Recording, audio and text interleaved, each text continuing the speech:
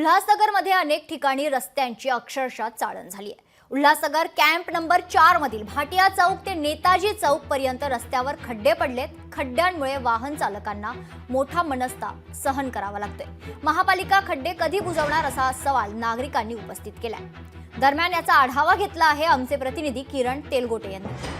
उल्हासनगरमध्ये महापालिकेने ठिकठिकाणी रस्ते जे आहेत ते खोदून ठेवलेले आहेत, तर दुसरीकडे रस्त्यांची जी आहे ती अक्षरशः चाळण झालेली आहे। आपण पाहू शकता की हा कॅम्प 4 मधील भाटिया चौक ते नेताजी चौकापर्यंतचा हा रस्ता आहे आणि या रस्त्यावरती खड्डे जे आहेत ते आपल्याला पाहायला मिळत आहेत।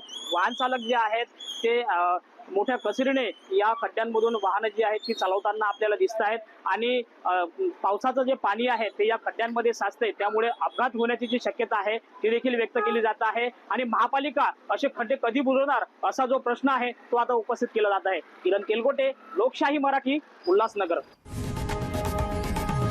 लोकशाही मराठी, ऐका, पहा, जागरूक रहा।